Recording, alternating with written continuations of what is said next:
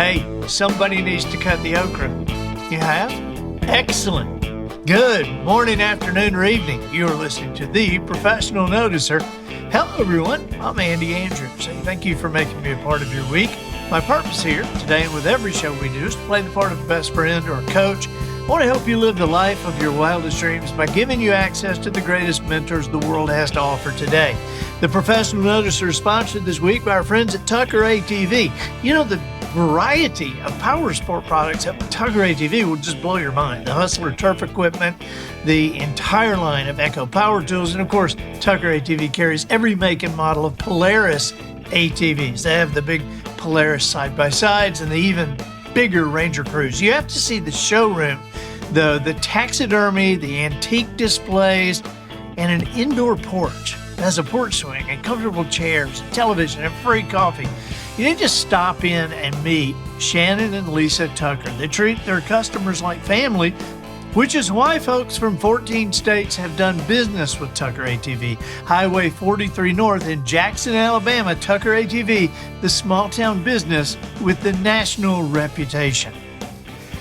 Well, observations and answers. That's what we do here on the Professional Noticer. And, you know, we love it when somebody comes to the table with both. And we have that today.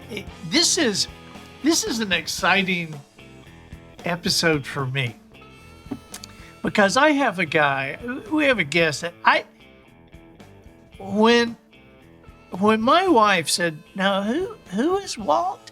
I said, Walt is the most interesting man in the world. That's who he is. He looks like the most interesting man in the world. He is the district attorney for Covington County. He is the best-selling author of the Shepherding Outdoors series. He's a husband. He's a dad.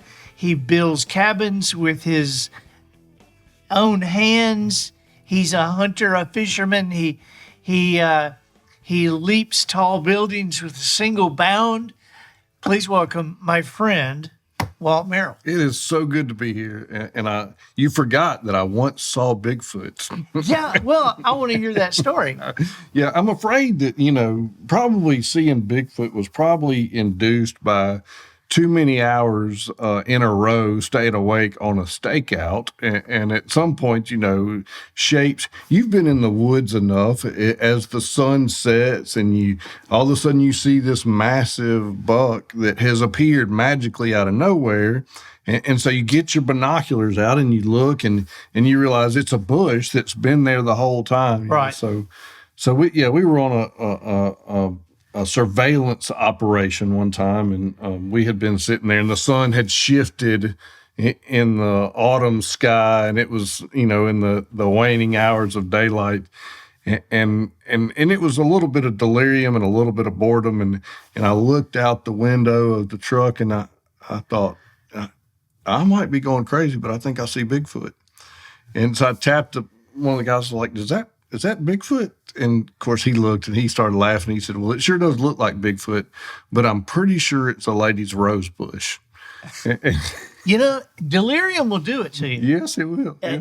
Kevin Perkins, my best friend, and I were driving a long, long way, and we had stayed awake a long time, way too longer than we should have. And we're keeping each other awake. And we drove into a neighborhood, and both of us looked beside. And I said, is that an avalanche? And he said, it kind of looks like an avalanche. And it was kudzu coming down. But, It wasn't. Kudzu has been an avalanche, an invasion of sorts, right? It sure has, yeah. It made me think the other day with the invasive species we have that if Johnny Appleseed were to appear today, he would be arrested on federal charges. I mean, this guy was slinging invasive species everywhere. Yes, he was. Hey, I do call you the most interesting man in the world, which is why when I found out you were in town yesterday, I said, hey, can we do a podcast? And it is hilarious to me because when you and I have only known each other like a year, right, but I feel like we're best friends. Yeah. And it's hilarious to me that, is this our 301st episode? our 301st episode of the Professional Noticer. And this is the first one that I have ever done that we've come all the way to the table. We're already going, and nobody has once said, what are we going to talk about? What are we going to talk about? You know what, my wife, so it's funny you said that because Hannah, my wife, asked me last night. She said, well, what do you want to talk about? I said, I have no idea. And she said, don't you think you ought to figure that out? And I said, I'm just telling you, we'll sit down and it'll work out and it'll be fun. Yeah. I mean, see, to me, the podcasts and the television shows, the talk shows that I like are the ones where you feel like, I wish I was sitting there with them. Yeah. I wish I was sitting there with them. And, you know, if you get a couple people that have some decent stories and can smile while they talk, you know, we ate breakfast, and I almost wanted to stop you during breakfast. Like, don't tell me that now. Don't tell me that now. We got to wait till we get. Yeah. But you've got to tell about your latest prosecutorial effort. Yes. You know, this may surprise you, Andy, but most criminals are not that bright, and it's always it's mystifying to me that they commit the crimes that they do. They've been arrested, and yet somehow they still think in their mind they are going to get away with it. Like they have no concept of just how accountable they are going to be held, right? And so even after they commit the crimes and have been arrested for the crime, they're still pretty smug, thinking, you're not going to get me. I had a guy, this is in the middle of a jury trial. I don't know why this guy wanted a jury trial. It was obvious he was guilty. It was a really simple case. It was one of those cases where you don't want to take up the court's time because it's so simple. The man had been taken into custody on some outstanding warrants. They did a pat down. He had drugs in his pockets. And they retrieved the drugs and they arrested him and charged him with the drugs. His defense at trial was, those were not my pants. And those were not my pants. Yes, and he had them on. And so we often, there's this, when people do really dumb things now in the office, we say, you know, these aren't my pants. So what happened with this arson trial? Yeah, so the arson trial. So these folks decide they're going to burn their house down, and which I will tell you is not an uncommon occurrence. You know, I don't know about the rest of the world, but in Coney County, it's uncanny how many pieces of logging equipment get struck by lightning right at the end of the logging job. They never get struck at the beginning of the logging job, just at the end. But so these two people who are not loggers, by the way, in fact, neither one of them are employed that I know of. They decide they're going to burn their house down and collect the insurance money. And are these people related? Yes, they are mother and son. 72-year-old mother, 50-something-year-old son. Okay. And they live together in the house. And by the way, this is the third structure that has burned down in their care. Although the other two, one of them predated me even being in law school. So this is a long history. And so this is the master plan, right? It had to be foolproof in their mind. So they didn't want to buy gas because you know, you wouldn't naturally find unleaded gasoline in the house. And so they thought that would be suspicious. And so they went to Dollar General and they bought every bottle of isopropyl alcohol that they had at Dollar General, because, you know, that's not suspicious. No. Now, did they like go out of state to a Dollar General? Oh, you know, a master criminal, you know, George Clooney in Ocean's 11, Sure. he probably would have went out of state. Yeah. These folks went to the Dollar General right down the street from their house where and bought every bottle of alcohol. And you know, that particular, it was like Cheers, you know, when Norm walked in the door at Cheers and everybody went, Norm, you know, where everybody knows your name. Everybody in the Dollar General knew who they were. And so here they come with this 2 armloads of isopropyl alcohol. And you know, I'm sure it didn't draw an unwarranted attention at all that somebody, you know, that must be one heck of an infection you got on your big toe. And so they put it on the counter, and of course the clerk. And then the best part is the son looks at her when she scans them all and says, "Y'all don't have any more in the back, do you?" So he carries all and you know that because. Well, number one, it's all on video, right? All right. Number two, everybody in the store knew them because they were frequent customers of the store. Right. So we talked to them all. So they go back home, and I will give them, they maybe had a little bit of forethought. They decided to set the fire in the mechanical room, in the hot water heater, and the electric box, and, you know, all that stuff, the washer and dryer. So it seems like a reasonable place to set a fire. So they took, I think it was 22 bottles of alcohol and poured them on the floor and on the cabinets and everywhere else. And then they lit it on fire. And if you don't know, look, alcohol will burn, right? And so they promptly lit the fire, pulled the door shut, and left the house. And what they didn't realize was that when they pulled that door shut, it choked all the oxygen out of the room. And so the fire never really got going.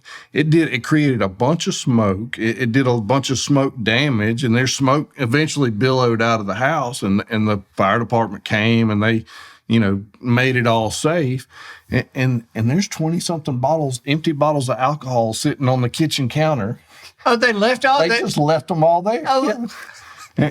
And so, you know, you might say they probably could have had a better plan. They probably didn't think that all the way through. And so you're thinking this is an open and shut case. Nobody will even go to trial with this. Sure. Yeah. Oh, and it got even better than that. The people, they got a ride to the Dollar General because they did think to themselves, we should not go in our car. Because somebody might recognize our car. They won't recognize us, but they might recognize. And so they got a ride to the Dollar General. And so we talked to the people who took them to the Dollar General, and it was a lady, and she was like, she clearly didn't want to be involved in the arson. And so she said, I will tell you everything you want to know. And so she was fully cooperative. We had all this videotaped evidence. We got all this physical evidence at the scene. And you would think at some point that a reasonable person would look at that situation and go, you know, my goose is probably cooked, but not these two. So we roll into court. We strike a jury. So they demand a jury trial. They demand a jury trial. So we roll into court. We strike the jury up. We're in the middle of the jury trial, and I don't exactly know what changed their mind, but at some point they told their lawyer they wanted to plead guilty. And so in the middle of the jury trial, they did plead guilty, but it was, you know, a last minute. It took them a long time to realize their goose was cooked. Let's put it that way. Yeah. I mean, it's hard to figure on that because you and I, if we were planning something like that, we would go, I mean, how many mistakes? I mean, buying it all down the street, getting somebody to take it, not figuring on the cameras, buying 22 bottles of it, closing the door and choking off the oxygen, leaving all the bottles in the kitchen. I mean, how many ways could you screw up? Right. Like I said, remember what I started with. It may surprise you, but most of the criminals I deal with are not the George Clooney's from the Ocean series. They are. And I just imagine, like, they were sitting around that morning, you know, like eating a bowl of Wheaties. And one of them looked at the other one and said, you know what we ought to do? We ought to burn the house down. So the crazy thing is so the house still sits there today, repaired, right? Because the insurance company clearly wasn't going to pay on that. And so, it's. And they're not going to be using it anymore. No. Yeah. Well, so the son went to prison and mom's got a probation hearing coming up. And so this master plan to get insurance proceeds, I guess they thought they were going to be able to fix the house or it would be a complete loss and they just take the money and do something else. But now they're just in the house is in foreclosure, they're in bankruptcy. And so it's not just the loss of freedom or the loss of liberty that's at stake here. They went from a bad financial situation to a much worse one, and so they didn't think it all. Well, they went from a bad financial situation to a situation where they don't need their own money. Good point. Yeah. Hey, so maybe it worked out good for them, right? Maybe it worked out pretty good. Yeah. I mean, the guys got a lifetime free pass at the Gray Bar Motel. That's right. 3 meals, 3 hots and a cot. That's what we call it. Yeah. Oh my gosh. Yeah. So what is the while we're on this subject, what is the craziest situation you have found yourself involved in? So crazy funny or crazy scary? One of each. Okay. I want one of each. One of each. All right. So my favorite all time. Like I even almost... It's better than These Are Not My Pants? Yeah, it's better than These Are Not My Pants. As I tell this story and think about this guy, there's some part of me that, like, my heart hurts for him. Not from the standpoint of sympathy or it's... My heart hurts because I think really he thought I have hit the mother lode. And I can just imagine the despair he must have felt when he realized that he didn't hit the mother lode. So he walks into the bank, into a little local community bank. And this is Cotton County. This is in Cotton County. And he walks, he's not a customer at the bank. And he says, I need to cash this check. And he has a check that's drawn on an account at the bank. And when you watch the video, like he's got the check and he's grinning from ear to ear. He is just so proud that he has this check. He looks like the guy who, you remember when you had your first job and you got your first paycheck? He looks like that, right? He has that kind of pride about him, this aura that's just kind of emanating around him. And you're like, when you watch it, you're like, I'm happy for this guy. And he takes that check and he goes, I'd like to cash this check, and he pops it. Like he's cashing in all his big winnings at the casino, and he sits it down and he spins it around and he just really proudly slides it to the teller. And so I got to give it to the teller. She was really on her game. So she picks up the check and she says, okay, sir, are you an account holder here? And he says, no, I'm not. And she said, well, do you happen to have your driver's license? Because I have to verify that this is really you. And he says, oh, yes, I do. And so he proudly pulls out his license and he hands her his license to show that, because the check is made out to him. And so he's presented her with proof, and she says, okay, sir, if you'll just have a seat right over there, it's going to take us a little while to stack up $1 billion. So this guy had been in Walmart. And there was a woman shopping in Walmart, and she had her purse sitting in the top of the buggy, and her purse was laying open. I mean, look, do not leave your purse like this. And he just happened to walk by, saw a crime of opportunity, reached in there and plucked her checkbook out. Got out in the parking lot, wrote himself out a check for $1 billion, went straight to the bank to cash it. And I'm telling you, Andy, he thought that he had hit the master stroke. And he thought that he was about to just smooth cash this check for $1 billion, and all of his troubles were going to disappear. And so, but I'll give it to the clerk. She was really on her game. So she had him sit down, said, we're going to get the money for you. And then she went in the back and called the police, and the police came.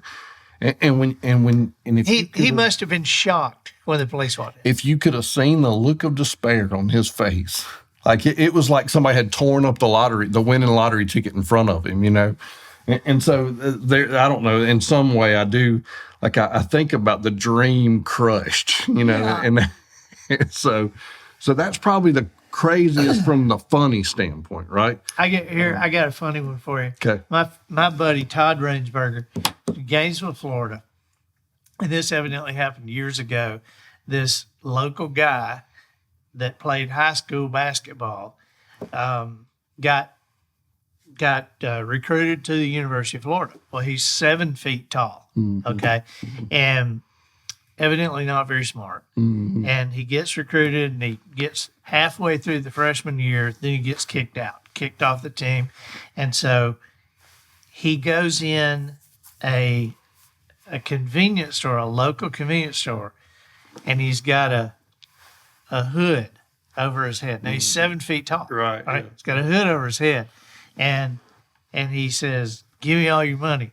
And the convenience store clerk says, "Jonathan, don't do this." Oh, boy. And he said, "It's not me." Oh, boy. Okay, so what is the scariest one? Let's see. I prosecuted a serial killer one time, and he, I'm sure you've experienced this where you're so engrossed in something that you kind of lose track of the reality that's around you, right? Right. So we're in the middle of a trial. This is why I drive past my driveway sometimes. I have done that a time or two myself. So we're in the middle of his trial. Now, he has broke into a house and only to rob the man of his prescription medication. And during the course of the burglary and the robbery, the victim, who was in a wheelchair at the time, shot, and there was a fight, and they basically beat the man to death. It's the short version.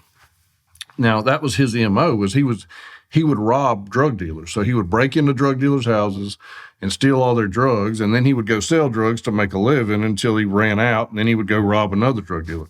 This man was not a drug dealer. He was a Vietnam veteran who just had a lot of prescription medication, a lot of painkillers.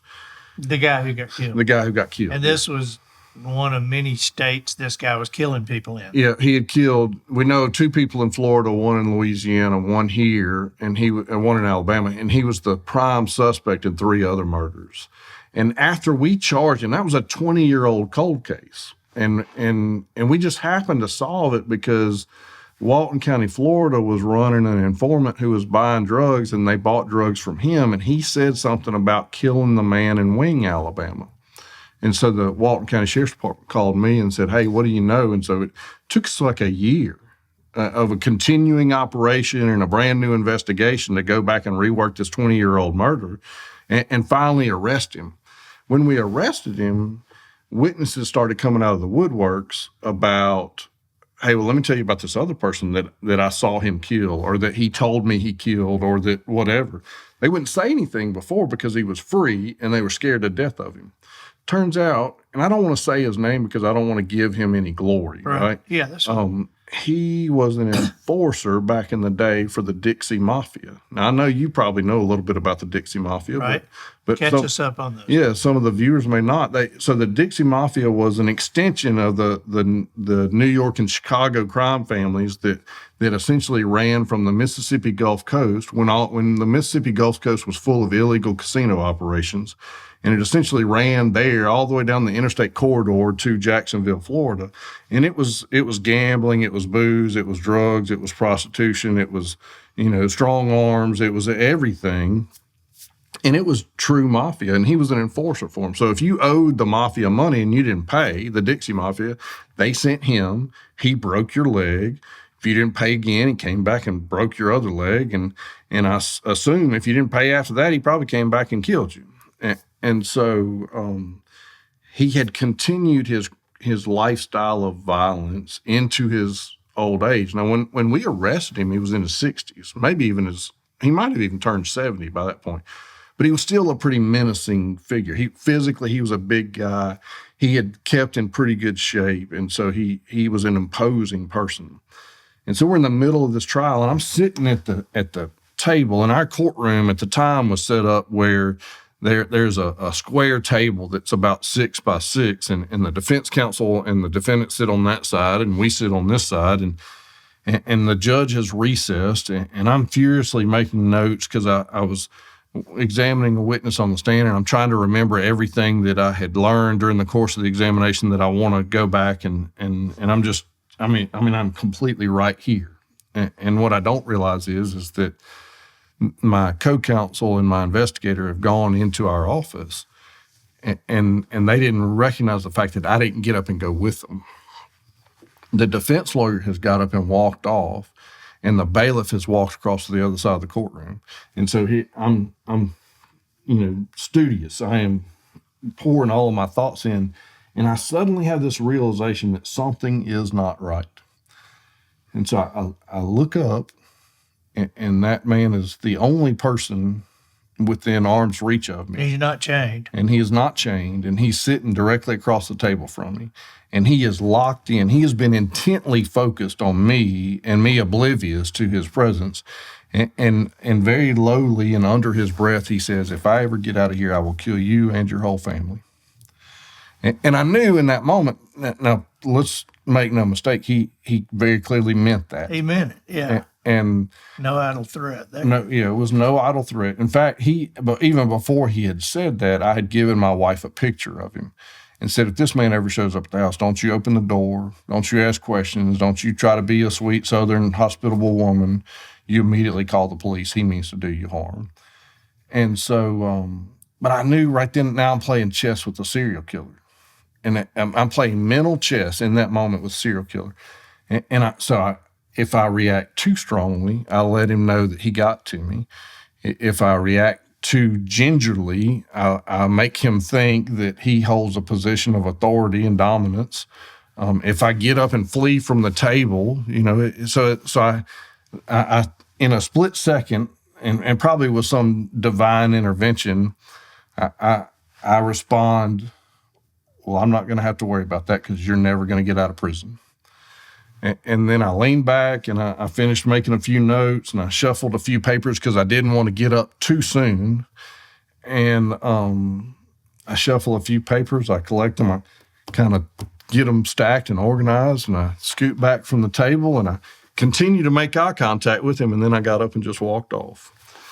And when I got into my office, and we have a corridor that goes from our office into the courtroom. And so when I closed the door behind me, like I felt this huge rush of adrenaline and fear and all sorts of other things that just kind of, where I just had to sit down and kind of catch my breath. Because it was certainly a very scary situation. And one of the murders that he committed in Florida, he beat a man unconscious with his bare hands and then woke him back up just so he could beat him unconscious again. And so just knowing that, I mean, all men want to think that we're tough guys, right? He was the killer. I was not. Right. So, but I am glad to say he got 3 consecutive life sentences. He also got convicted of murder down in Florida. He killed a DEA informant out of Louisiana. They never got to try him for that because he died in prison. And so I don't have to worry about him. I've been so happy somebody died. That's right. I'm glad this story ends this way. I don't have to worry about him showing up at my house, But it is, it's an important life lesson, right? Like we need to be aware. I teach my girls all the time. You should be aware of your surroundings at all times. Yes. Don't in a stoplight. Don't pull up right behind a car. Yep. Make sure you don't get stuck in that middle lane. That's in right. the stoplight. Yeah. I mean, yeah. Every bit of that I tell my girls. And there I was. How dumb was I to be so unaware of that I left myself vulnerable to a serial killer? I mean, And so it's funny how, I guess as dads, maybe we all get that one mulligan where we're like, this is my one mulligan. Wow. Now tell me about your daughters. Where are your daughters? Yeah, so my oldest daughter. You have these smart daughters. So I have 3 daughters, and they are Bay, B-A-Y, Cape, C-A-P-E, and Banks, B-A-N-K-S. So I got to tell you real quick, because everybody always says, well, how did you get those names? Well, that I grew up in between the Mobile Bay and the Mobile River Delta, right? And so I wanted to name, the short version is that I wanted to name my oldest daughter Bay. And so we gave her the name Olivia Bay Merrell. That way she could be Bay. She could be whimsical until she got to be an adult, and then she could become Olivia and have a more proper name. Right. And so then. Has she done that, or is she still Bay? No, she's still Bay, and I kind of think she'll always be Bay, right? So she is she just finished her junior year at Ole Miss, and she is studying to take the LSAT, and she's going to try to go to law school at Ole Miss, and who knows, she may come down here and follow in dear old Dad's footsteps. Wow. We'll just have to wait and see. Then my middle daughter, her name's Kate. Well, so when we didn't want to have a nautical theme, but we liked the whimsical middle name. And so Hannah's grandmother sent us a list she said, these are the 10 names of my best friends when I was in elementary school. Now, at this time, she was probably 90, right? So we're talking about 100-year-old names. Right. And one of them was Cape, C-A-P-E. And so we really liked just the name alone, but then we also recognized the nautical theme. And, I love the water. I tell people all the time, if you ask Hannah if I have a mistress, she's going to say yes. And if you say, what's her name? She's going to say the water. And so... well, you write on your property in the woods, sitting in a flowing creek. That's right, yes. With your computer. I've seen pictures of you. So Kate just came along as a happenstance, right? And now she just graduated from high school. She's about to go to Mississippi State. So somehow I ended up with 2 daughters, an Alabama family with 2 kids at rival schools in Mississippi. Yeah, Ole Miss and Mississippi State. Yeah, and we have tickets to the Egg Bowl this year, and they asked me where are you going to sit, Dad? I said, I'm always going to sit on the home team side. That's all I can tell you. Okay. So this year it's Ole Miss. Next year it'll be Mississippi State. And so then my youngest daughter, Banks, and everybody said, well, how'd you come up with that name? Well, Banks was what I call a blessing baby. We were done. Hannah was about to go back into her professional endeavors, and we the 2 older girls Bae was already in school. Kate was about to start kindergarten, and we found out we were pregnant. And Hannah said, after she stopped crying, after, the doctor, I'll never forget this. We were in the doctor's. She tells me, she says, I think I'm pregnant. She's crying. She is not mentally prepared to be pregnant. And so we go to the doctor to get confirmation, and she's crying in the doctor's office. And he leans and says, for a woman your age. Oh, that just makes it worse. Oh, man. So then he tells her there's an increased risk for twins, and it was at that point I said, Doc, I think we got to go. I think you need to just shut up. So at some point during the pregnancy, she said, you're getting a vasectomy. And I don't know if, I hadn't even thought about, what do you mean? Where did this come from? We never had this conversation before. Why are you sending me to the veterinarian? Right, yeah. And she was adamant. She said, you are getting a vasectomy.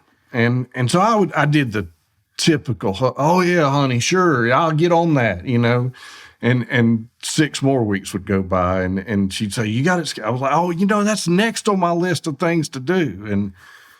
And what did I didn't, I guess it just had caught me so off guard, I wasn't prepared to make that decision. So I pick up my phone. This is when I was in private practice. I punched my secretary and I said, hey, will you schedule an appointment for so-and-so for next Wednesday? And she laughed, and she said, you're not going to be here next Wednesday. And I flipped. I was like, I don't have anything on my calendar. And she says, all I can do is tell you to call your wife. And she hangs up. And so I call Hannah. And I was like, hey, what? My secretary told me to call. What is this next one? And she said, yeah, you're getting a vasectomy. And I said, what? And she said, I scheduled it.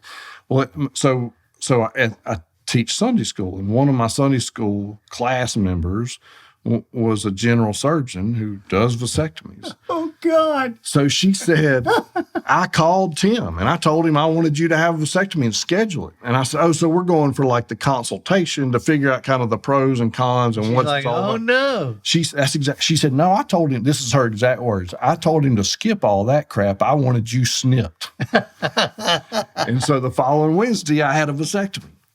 So everybody says, well, what does that have to do with how Banks got her name? Because that's where the water ends.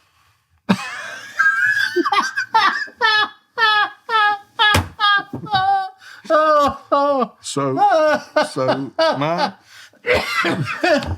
my precious daughter's name is the product of the end of the Merrell family tree, right? Oh, my gosh. Oh, that is so great. That is so great. Yeah. So, they're all great. Banks is now a 9th grader at Andalusia High School, and ninth grade's an interesting time for kids. They think they're smarter than everybody else, and she's struggling. I tell her, often, and I would encourage dads to do this. I tell her, look, you're going to go through this phase where you want to hate me with all your words, and just know that I'm going to be here and I'm going to love you through it. But I need you to know that I'm a person too. And so we try to get through those kind of tensions of kind of the hormonal exchange that teenagers go through. And but it's going good, and she's a great kid. And I asked her last night, I said, what do you think you want to do when you grow up? And she thought about it for a few minutes, and she first thing she said was a nurse anesthetist. And I thought, you know what, well, that's a good choice. She for years has wanted to be a crime scene investigator. But I think that was maybe the juvenile fascination with what her daddy did, right? And now that she's kind of maturing, she's starting to think a little bit more broadly than that. But, and Bay wants to be an attorney. That's right. And what about Kate?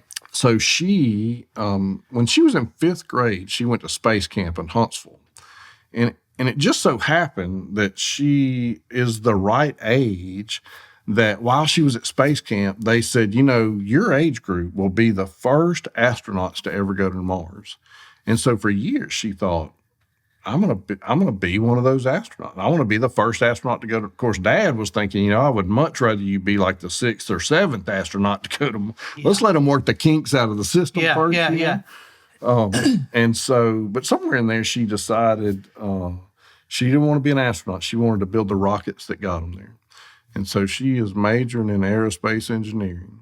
And I think, you know what? I hope she never asked me for help on any of her curriculum, because it's all I can do to do simple addition and subtraction. Right, yeah. Much less the complex math and science that she's going to engage in. But good for her, right? That is just awesome. Yeah. My mother graduated from Andalusia High School. I did not know that. How did I miss that? I don't know, but she sure did. My mother grew up in Andalusia and Edna's Beauty Shop. Yeah, I do remember you telling me that before. We have talked about Edna's Beauty Shop. Yeah. And my granddaddy Mac Sawyer died 101 years old. Played dominoes. Yeah, the World Championship Domino Tournament. Going down to the country club, play dominoes. Mm-hmm. Oh my gosh. Well, so tell me what's going on with your books. So I just announced my 4th book, Fourth Night's Watch. People say, why'd you name it that? Well, a couple of reasons. One is, there's a recognition, if you will. We used to have these, professions where you had a night watchman who looked over everything and made sure everything was okay at night when nobody else was paying attention. You also have seamen, right? Because this book has a more of a nautical theme to it. I wrote a bunch of short stories about the Delta, about Mobile Bay, about Weeks Bay, and about Fish River and Fowl River and Dog River. It is. I just announced it. Yeah, I know. That's what happens when we don't talk about what are we going to talk about. And you didn't bring me one either. I did. Well, I don't have a copy yet. That's how. When I tell you it is just announced, I don't even have a copy of it. Oh, okay. All right. And so, but it will soon be available. And we need to get you back real soon we'll do a podcast about the book. That'll be good. Because I think everybody already agrees we've got the most interesting man in the world. I don't know about all that, but so it has a noticeable nautical theme to it. So the other element of the fourth night's watch is, Matthew, the book of Matthew is where, Jesus walked on water on the 4th watch of the night, and he calls Peter out on the water, and Peter was dumb enough to get out of the boat, right? That's the crazy thing to me about Peter is that joker got out of the boat. And so as a dad, what I find myself oftentimes confronted with is I'm the only guy on duty. Han will be off somewhere doing something that's important, right? Shannon's a great mother, by the way, but I'm the only guy on duty. So I'm the night watchman. And now I'm being put in a position where I'm being asked to get out of the boat, and I have no idea what's going to happen. And so But isn't that what being a dad's all about, right? So I write these short stories, of course, about the adventures that I experience with my daughters. And this one, there are a lot of stories about our adventures on the water, and a lot of them are about me going, I don't really know what I'm going to do here or what I'm doing, but we're going to get through the best way we know how. Right. And they're all, I tell people they're 95% true because every good story's got a little bit of fluff in it. Sure.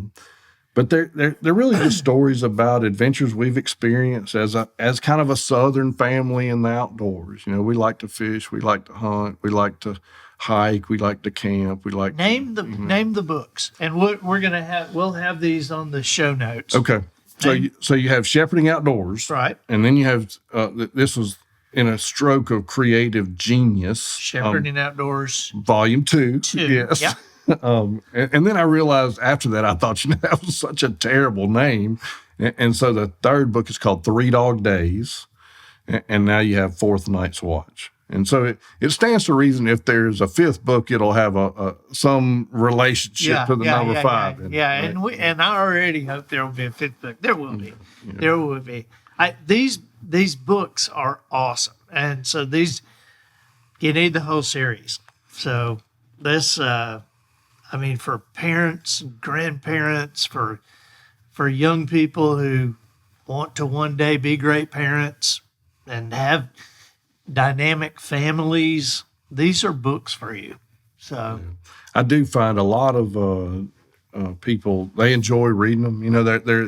There's so much negativity in the world now. And of course, you've spent a lifetime lifting people up and encouraging people and helping people get to a more positive place in life. And it just seems like so many people, they're just intent on tearing other people down. There's so much animosity and friction. And so I just try to write from the standpoint of if you want to have some fun at somebody's expense, let it be at mine. Right. Let me tell you this stupid thing that I did or this crazy situation I found myself in. And I write about one time, there's one of my favorite stories. Hannah and I were in the jungle in Honduras. And I call it the last mango in Paris. I'm also a great Jimmy Buffett fan. And so I toyed a little bit with his words. And so we had hiked up this ridge, this beautiful scenic ridge. We're on a sort of a mountain vista, and there's a great view, and we can see the ocean out there, and almost like a beacon of hope out of the darkness. This just like the tree of life, the most beautiful mango tree I've ever seen in my life, just appears majestically, and it's clean underneath where the natives, the indigenous people have been going in there and they're harvesting the fruit. And I'm going to tell you, we're in the middle of nowhere. We are not on a tourist trail. We're in the middle of nowhere. Right. And there's two native guys there, and I speak Spanish and not great, but adequately. And so I said, hey, can we have, I just wanted permission to eat them. Can we have, and they're like, oh yeah, sure. And so I ate one. It was the most delicious fruit I've ever had in my life. And I thought, this is as close to pure joy as I'll ever experience. And so I thought, this is so I said, can I have another one? They said, sure, help yourself. So I ate another one, and it was just the most satisfying experience that up until that point that I'd ever had. So we thanked them graciously. I gave them a $5 bill because I didn't know if it was their tree. I didn't know who owned it, but I wanted to be extra appreciative. Sure. And they were smiling and nodding their head, and back on the trail we went. And so we got, I don't know, probably a half a mile down the trail, and my stomach went blah. And then you knew why they were smiling. That's and laughing. right, yes. Because those mangoes were not quite ready to eat. And if you've never had a mango that wasn't quite ripe, it has one very noticeable effect on the digestive system. And so I told Hannah, I said, I am in trouble. And I don't want to get too descriptive, but the story ends with this. Me sitting on a log that was appropriately sized and heighted to be a makeshift commode in the middle of the Honduran jungle.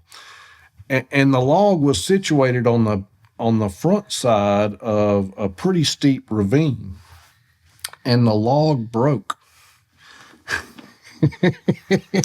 and I found myself at the bottom of the ravine with my pants around my ankles, and to make matters worse, in a nest of those pincher ants that have the humongous claws on them, and they were wearing me out. And so to this day, whenever I tell that story, I hardly can finish it for Hannah laughing so hard, recalling watching me do backward somersaults down the ravine with my pants around my ankles. And so I call that the last mango in Paris, because I have never, ever, ever eaten a mango since then, and I never will.